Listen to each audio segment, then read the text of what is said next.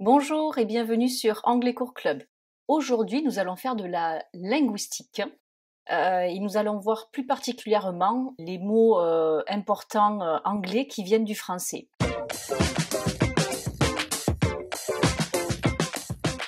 Alors effectivement, pour faire un petit point historique, en 1066, vous avez Guillaume le Conquérant, qui est un roi franco-normand qui envahit l'Angleterre. Et à partir de ce moment-là, il impose le français à la cour du roi et donc l'administration anglaise, les élites anglaises vont parler le français et cela, ça va durer 3 siècles. Donc on voit vraiment l'influence du français ou donc du franco-normand en Angleterre et donc dans la langue anglaise. La résultante de cela, c'est qu'aujourd'hui, on a près de 70% des mots anglais qui viennent du français. Donc cela nous met, nous francophones, en position normalement de facilité pour comprendre l'anglais, en tout cas à l'écrit, puisque bon nombre des mots que nous voyons écrits en anglais viennent du français. Alors parfois il y a une lettre ou deux qui a changé, mais évidemment c'est surtout la prononciation qui va être modifiée. Et donc je vous encourage fortement à écouter de l'anglais pour justement s'extirper du piège de ce que j'appelle la prononciation littérale, c'est-à-dire je vois un mot qui vient du français, je le reconnais et j'ai envie de le prononcer à la française, sachant que justement entre le français et l'anglais, les règles de prononciation sont totalement opposées. Considérez déjà qu'en français, nous avons énormément de lettres muettes, alors qu'en anglais, quasiment toutes les lettres se prononcent. Donc on va faire cette liste de mots anglais qui viennent du franco-normand, du français. On va commencer par afraid, qui veut dire donc effrayé. I'm afraid, j'ai peur. Ça vient du mot affrayer. Ensuite, le mot bacon. Alors, on pourrait penser que c'est un mot anglais. Eh bien, pas du tout. Ça vient du mot bacon qui correspond à la viande de porc. Ensuite, le mot beef. Là aussi, ça vient de buef, donc du bœuf. Et donc, c'est un mot qui vient du franco-normand. Le verbe to broil, qui veut dire brûler ou griller, eh bien, ça vient de brûler, justement, du franco-normand. Le mot budget.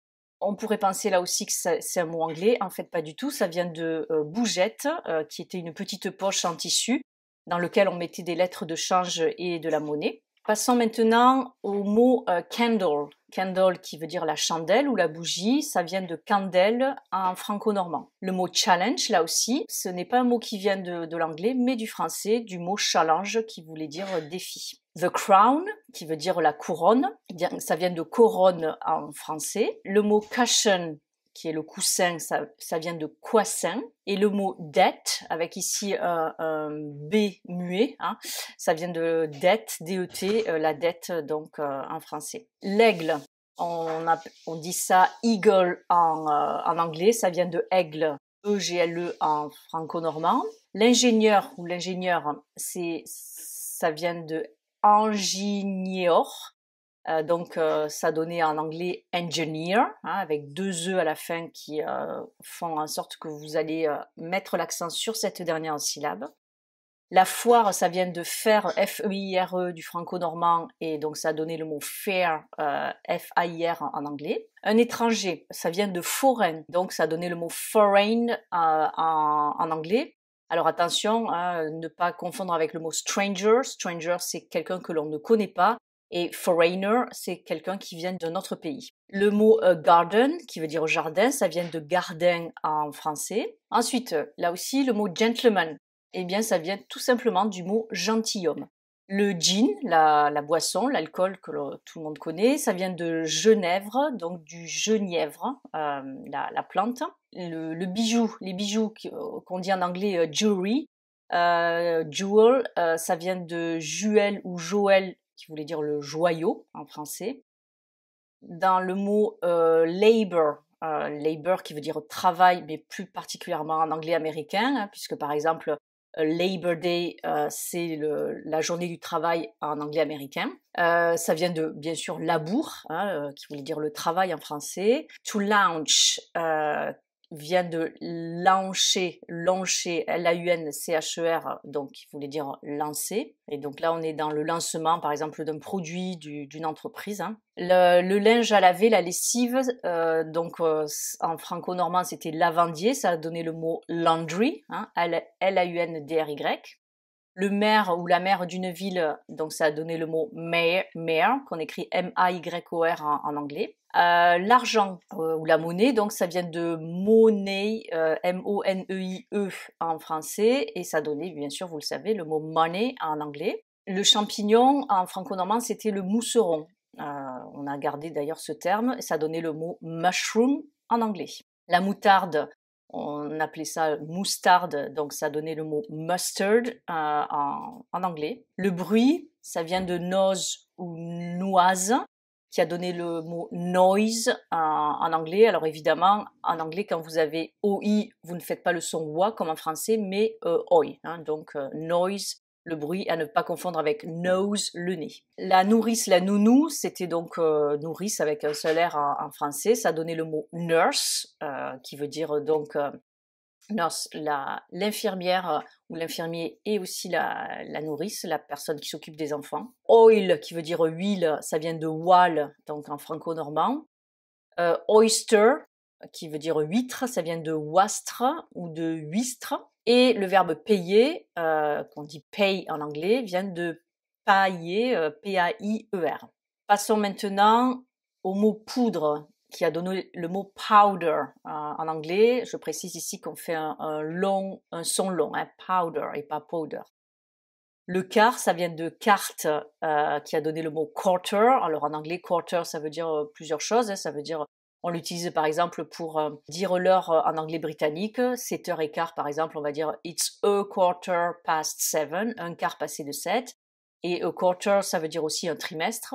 Et également un quartier. Par exemple, headquarters, c'est le siège social d'une entreprise. Le hasard, ça vient de random, qui a donné donc random en anglais.